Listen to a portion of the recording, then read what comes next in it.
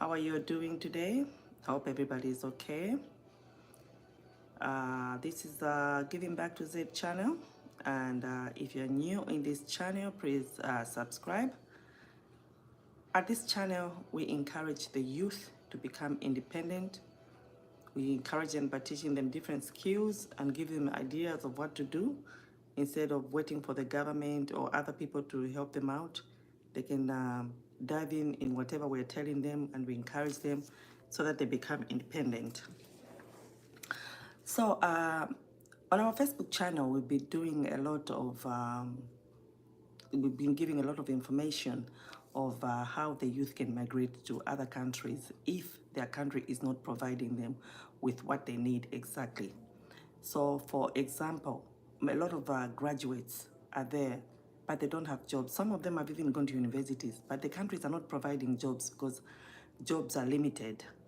So what we encourage the youth is look for other places which can employ you, because it's not good for somebody to finish school and they wait 3, 4, 5 years, they're not doing anything. So I try to encourage them by looking for scholarships, looking at different ways that which they can migrate to different countries and become productive. So a lot of them were really emphasizing on the fact that when they go to the American embassy in particular, and a lot of other embassies, but like if they go to the embassies, they disqualify them. You know, even before they go far, they disqualify them. So I'm gonna try to point out some of the mistakes the youth make when they go, not only the youth, even just people in general, some of the mistakes that people make when they go to the embassy. Remember guys, when you go to the embassy, the officer at the embassy has no intentions of denying you a visa. That's not what they're there for. Their purpose is to facilitate a visa for you, not for them to deny you a visa. So people have this concept when they go in, even from the beginning, that the people at the embassy are going to deny you a visa. No, that's not why they're there. Their job is to facilitate a visa for you. But for them to facilitate a visa, you gotta show them exactly what they're looking for and convince them that yes, this is the correct thing you're doing. Because if they're asking you this question and whatever you're answering is not marrying with whatever questions they're asking you, remember, they don't know you. They've never met you before, so they have nothing against you. You've never met. So don't go with that concept of, oh, when I go to that embassy, they will not give me the visa, or they just deny you a visa. No, they don't deny you a visa, actually. Their reason why they're there at the consular is to provide visas for people to go there, because even then they're marketing their country, okay? So that's the first thing we need to know. When you go there, be confident, okay? Take 10 breaths, okay? Because remember, you've prepared this thing for about 6 months or 3 months, and then now is the time you're ready. You've put in your appointment. You did an application. It's been there for a week. And remember, when you did your application, it's been there for a week. They are going through your application, okay? So you put in an application. I'll just be giving an example. You're John Doe.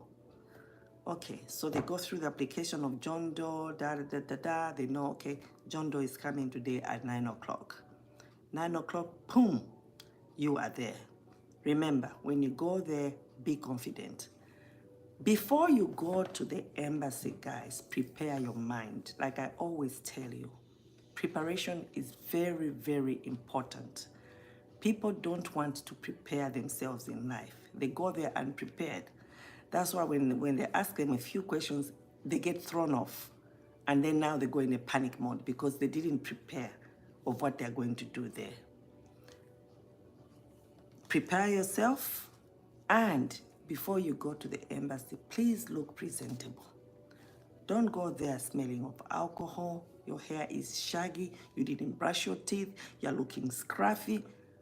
Unless it's a visa of a refugee, people can understand that at that point you're stateless. But if you're just a normal person going for a visa, please look presentable.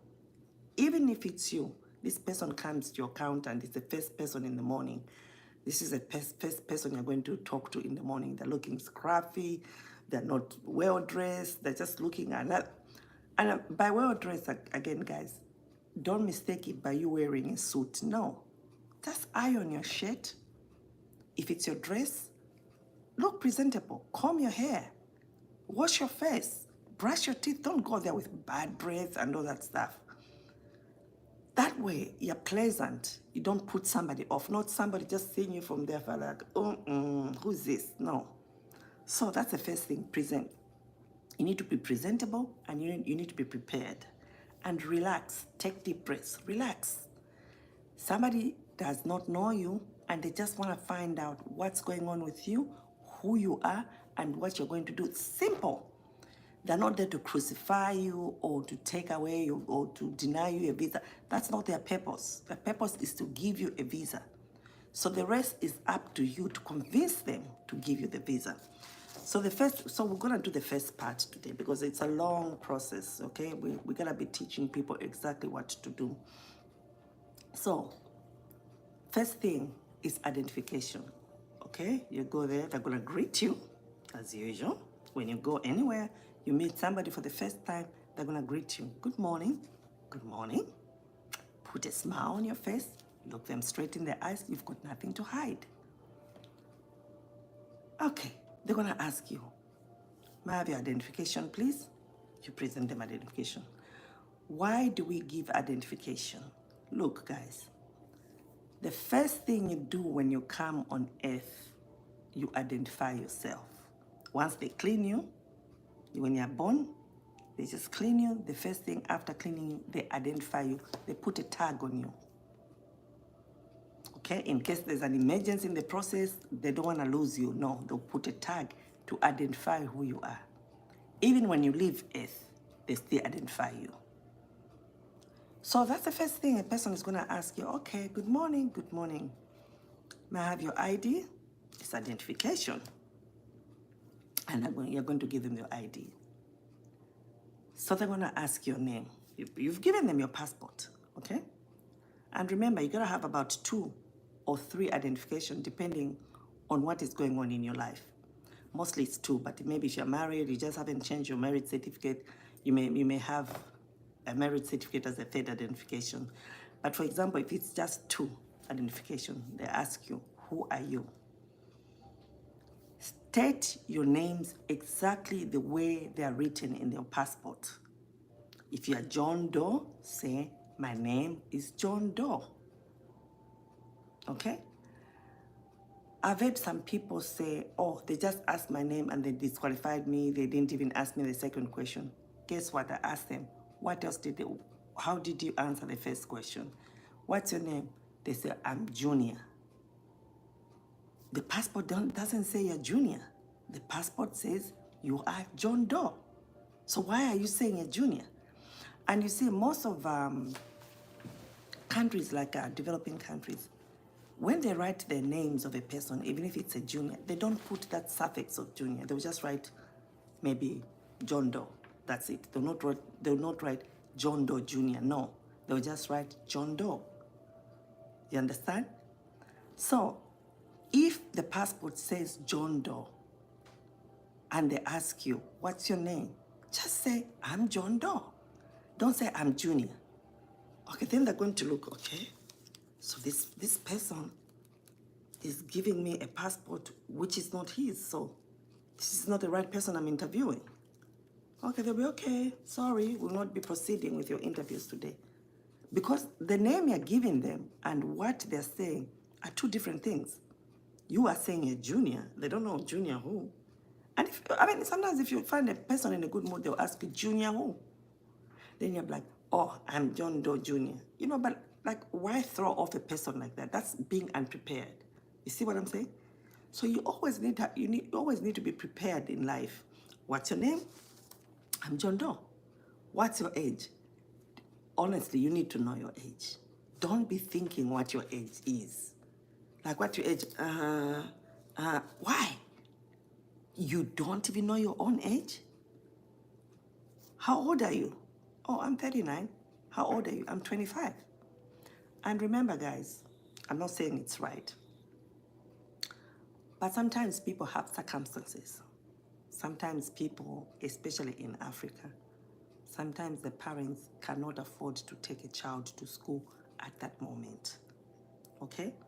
Maybe by the time they are managing to take the child to school, it's way past the, I remember a long time ago, it's way past the age, the admission age.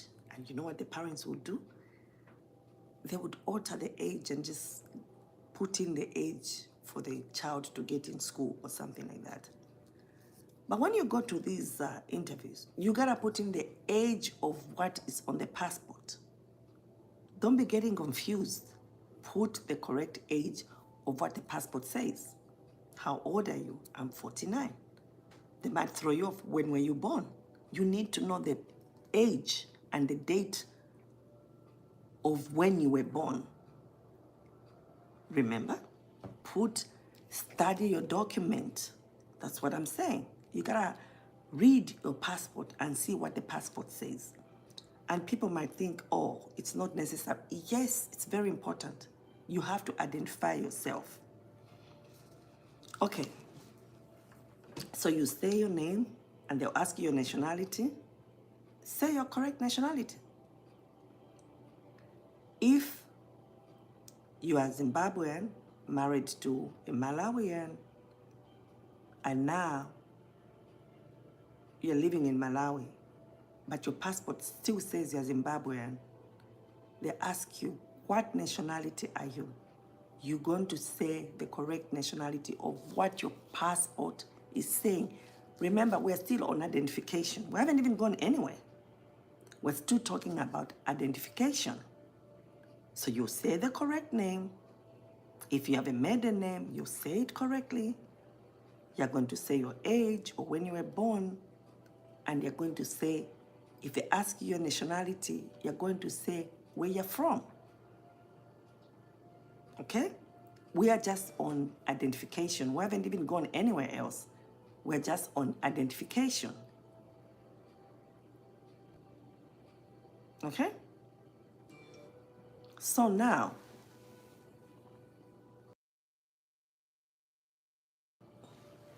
we're moving on from identification.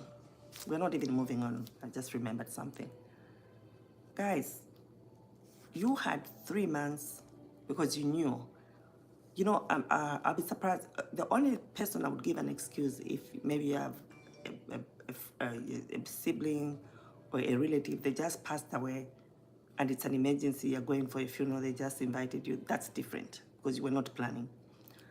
But if you were planning to come, maybe you're coming for school, you're coming for visitor's visa, you're coming for church seminar and all that stuff, why would you take a passport which is faded, dirty, wrinkled? You even know that this is not even machine readable. Why would you take a passport like that? You see? The officer can't even read your name. It fell in water, it's got soup, your child wrote something. You had all this time to go and get a clean new passport, genuine, smart, neat passport. Why not do that? And the officers will see that, okay, this passport will even be an issue even when traveling because you can't scan it on a machine. It will be giving issues. So they'll be like, okay, this person is not prepared. So just by that, we're just on identification. We haven't even gone anywhere. You could get disqualified. You could get disqualified if you don't know you can't say your name. You could get disqualified if you cannot say the correct age. You could get disqualified if you cannot say the proper nationality of where you're from. You could get disqualified if your passport is not presentable. You could get disqualified. They'll just say, sorry, you will not be traveling. And they don't even have to explain anything to you, honey. They don't have time to be explaining to you.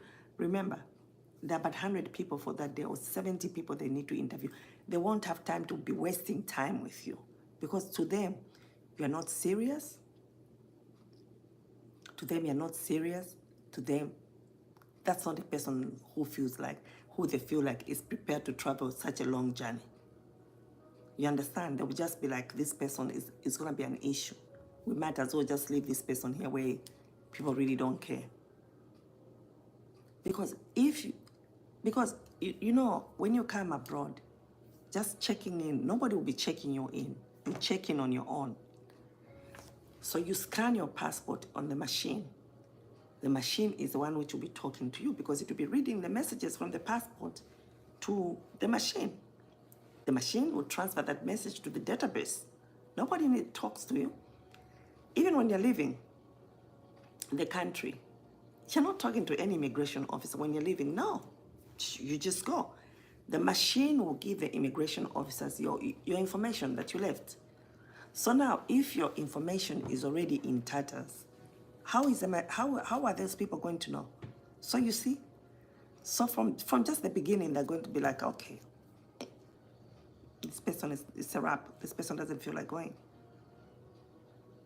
So guys, preparedness is very, very important, guys. Yeah, it's very, very important that you're prepared in life. You gotta have. We're just on identity. We haven't even gone anywhere. Okay, so when you go there to the embassy and you see you have all these things wrong and the officer says, sorry, you'll not be traveling to this time, and you think, oh, they just didn't like me. No, you didn't like yourself because you didn't prepare yourself. So what are we saying? Have the correct identification. Know your name, know your age, know your nationality, and the document should be presentable. And most of the time, they'll ask you for a second identification.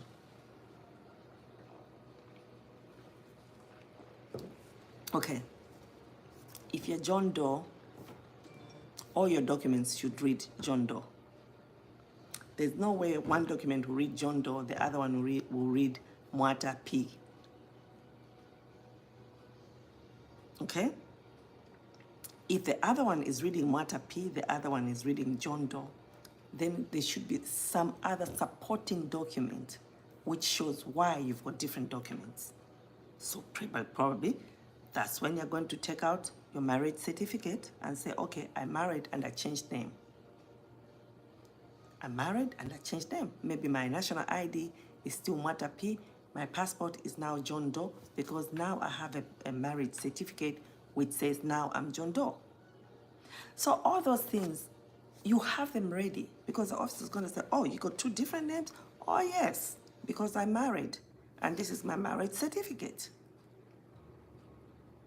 Don't assume I'm just going to tell them I'm married and they're going to know about it. No. I'm married, and this is the third document which proves that I'm married. You understand? So you're making it is, because remember, the interview with you is only supposed to last about 15 minutes. It's not only you they're interviewing. If you see the list they have for interviews, ask those officers.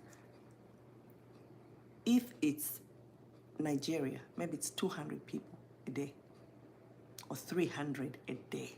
People sleep in lines outside waiting for that day. In Lusaka alone, they interview a minimum of 80 people a day, and they call that a good day. If they only invite 80, if they only interview 80 people. 80 people they need to interview that day. So don't you think it's easier when you have everything ready, they just go like that? But if they see that they have to struggle with you with everything, they're going to disqualify you because they don't have time to waste with you. It's just going to show that you were not prepared from the beginning. You understand? So that's what I'm saying. You need to be prepared and just relax. Those people are not there to deny you a visa. They're just there to find out exactly what's going on with you. So we're now done with identification. If you were adopted, maybe your name changed, show them the adoption papers, okay? I now changed. I'm now John Doe. I was Mwata P. I'm now John Doe. These are my adoption papers. Boom, that's easy. Okay, so this is just the first part and very important part. Then the second question will be, okay, What's the purpose of your visit? That's the only thing they're asking. What is the purpose of your visit?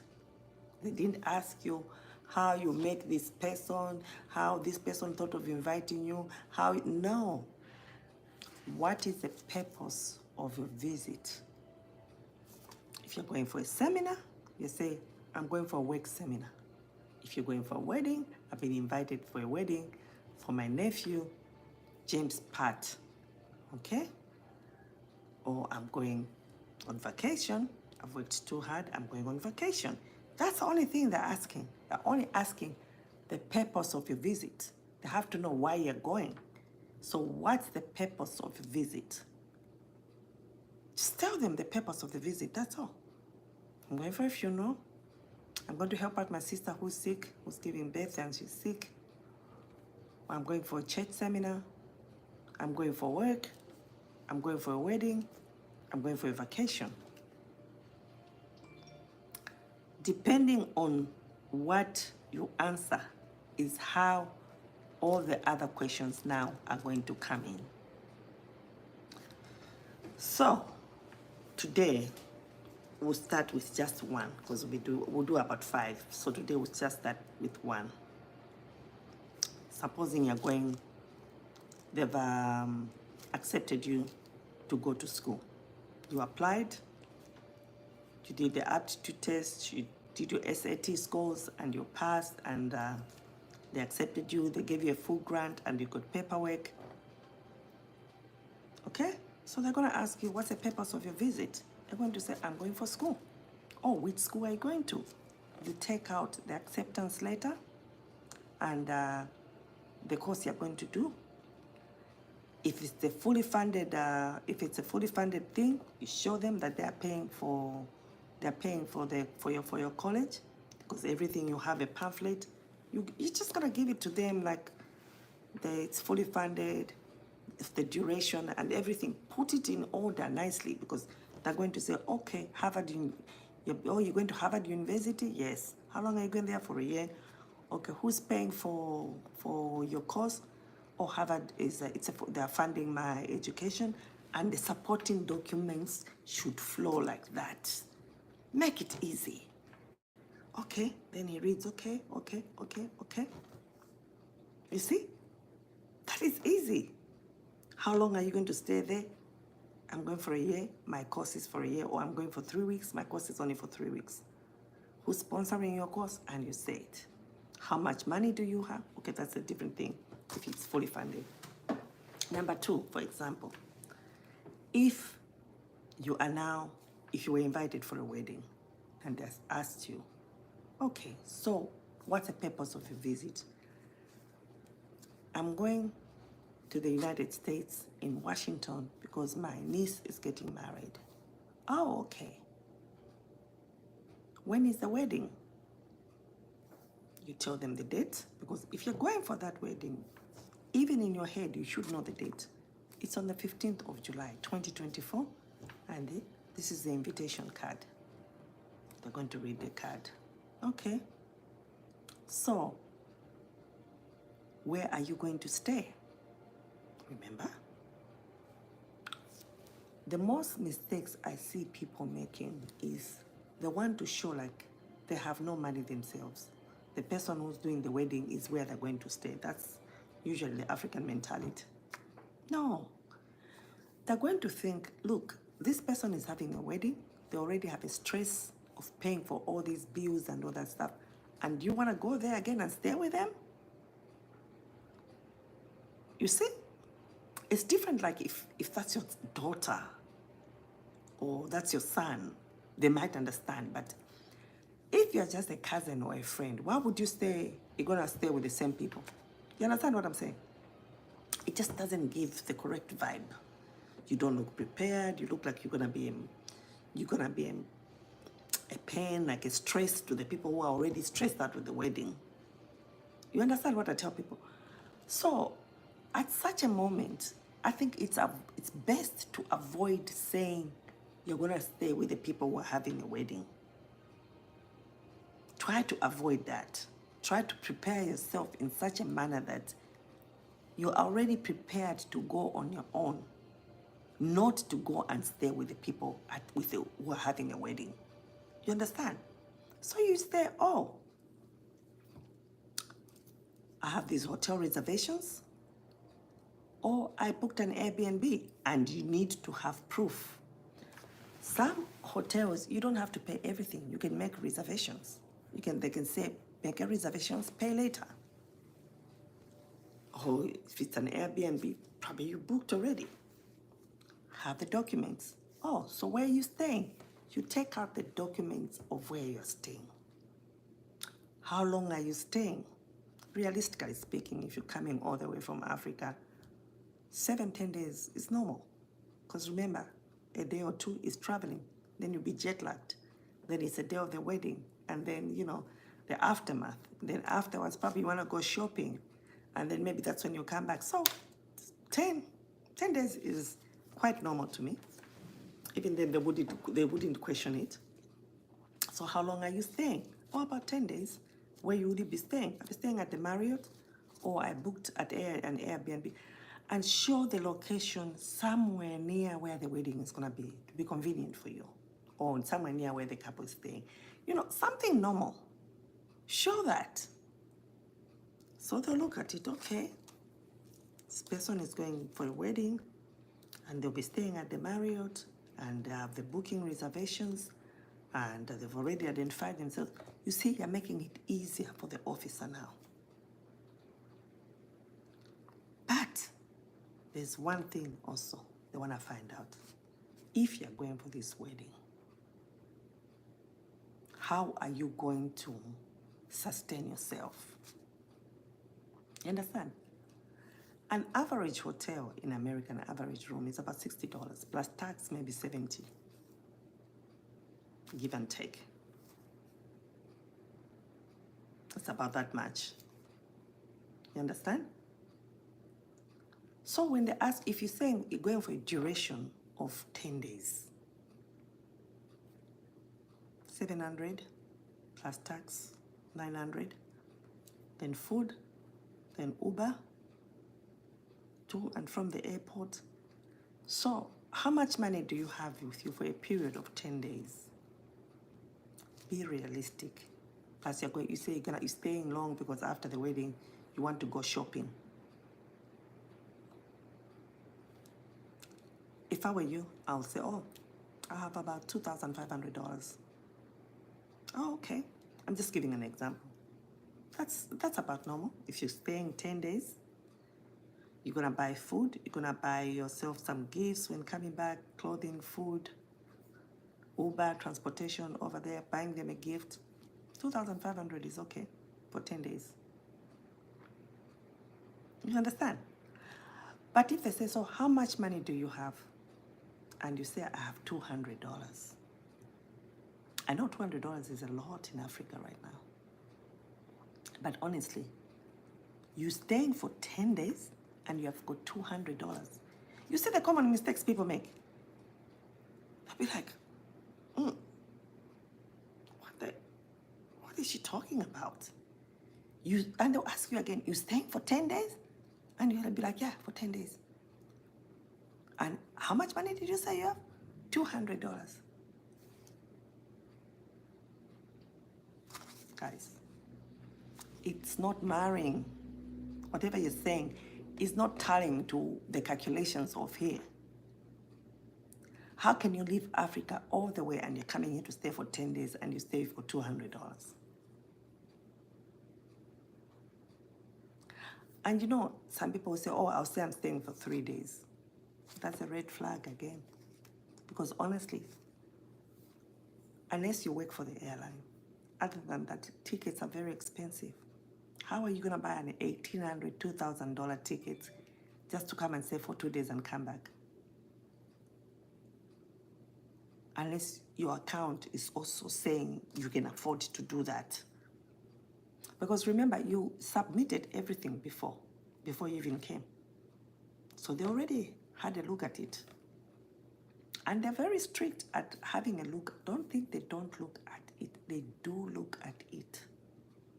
Especially after 9/11, America looks thoroughly at each and every person who's touching soil in their country. They have to know who's coming, who's not coming. That's why they get so pissed off with those people who come in illegally, like under the war fence and all that stuff, because then they have no trace of such a person. But for the people who come by air, most of the time, when they get a visa, they were even allowed inside because they know that somebody already did a thorough check before they came. They're a bit lenient that a person who's coming in by road, maybe, you know. So do things which are practical, guys. And one thing also I tell people is that,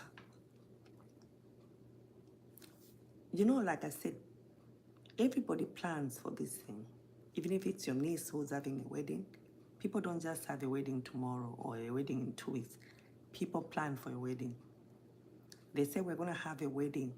They'll give you probably 3 months, and if you're abroad, they'll probably give you 6 months in advance because they know the expenses. So the expenses, you already know, in September 15 or July 10, I'm going to America I've been invited to go for a wedding. Your account needs to be stable. You know what I'm saying? Show an activity in your account. You cannot just go 2 days before going to the embassy. Now you put in 100,000. They'll be like, okay, where's this money coming from? All this time, this account was not active. So you need to make your account active. Just a normal account. You pay your bills. The money is going in, money is coming out. Somebody with a normal account. So you need to be prepared, all those things. You need to be prepared. Don't just do things abruptly, which is going to shock somebody like, okay, all this time this person had only $100 in the account. Now all of a sudden they've got 100,000. They'll be questioning, where did this money come from? Is it money laundering now? Or how did this money come from? Or did they just borrow for somebody? You know, it leaves that suspicion. Like somebody's doing something weird, you know. But if it's, when they say an active account, they don't say the account should have $10,000 every time. No, but just a normal activity account, you know. And some people, when they ask them, so what do you do for a living? They'll say, I'm a CEO, I'm a manager, or I own this business. But the account does not say, according to the credentials they're giving themselves. You see where people go wrong? You're saying you're a CEO of this company which deals with timber, but your account is got $200. It doesn't make sense. So also these fake titles people want to give them. When you're giving yourself a big title like that, your company like that, let everything tarry. If you say a businessman, you should have papers which say a businessman. You should have papers like from PACRA, which show that the business you're talking about is you and your name is there. Your account with that business name is also there. Like I said, don't let this man keep fumbling, asking you for papers. No, you should have everything ready. You said you're a businessman. May I see your documents for a business? You show them the documents for a business. And probably even the account which shows your business. That's easy. Very, very easy, just like that. So, again, this is part 1. Tomorrow, we do part 2, because we'll be going stage by stage, so that people see where they make mistakes. People need to know where they make mistakes. They need to correct them before they go there. Because there should be no reason why you should get denied if you're just coming for a wedding and you already work. You got your own house, you got your own business, you're a teacher, you've worked for 10 years. There should be no reason why you need to be denied a visa. You're only coming for a visit. But these are the things which make people get denied. Because they don't then they don't go prepared. People don't go prepared. Okay, they have papers all over. They don't put things in place. You know, documents are not in place. That's what puts the officers off, and they deny you that visa. But the purpose of those officers is not to deny you the visa, no.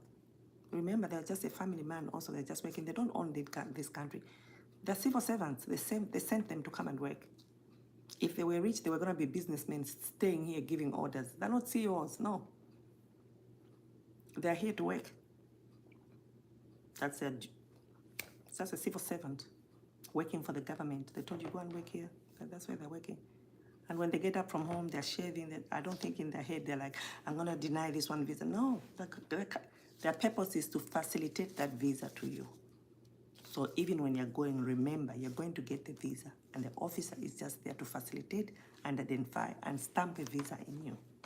So don't get intimidated even before you get there. I always tell people, do not get intimidated.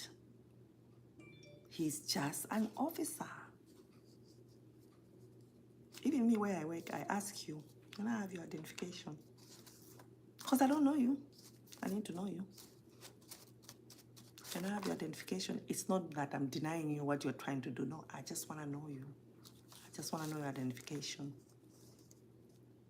So just relax and produce what the officer wants you to produce. Remember, be prepared. You've planned all this journey for 6 months, and your niece is waiting for you here for the wedding. And you're going to spoil their wedding by telling them, I'm not coming because they denied me a visa. See? The feeling is not good, especially if you're the parent. And I've seen parents getting denied because especially parents, they are so sure that, oh, because it's my child, they're going to give me a visa. No, you gotta be prepared. Don't be overconfident. Just have the necessary documents with you and put them in order. When they ask you, take it out, give it to them. They're asking, oh, you own a business? Yes. What business? Musakwa Timber Company. Musakwa Timber Company, okay. Can I have a paper for your business? Here it is. And remember, you already filled out that thing. You filled out those forms a week before. They're already with them. When he's asking you, he already knows what he's asking you. So don't say on that paper you said you own Musakwa Timber Company. Then they ask you, can I have the papers of your business?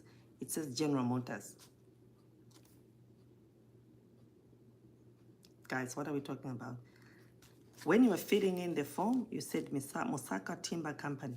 When you're producing the paper, it says General Motors.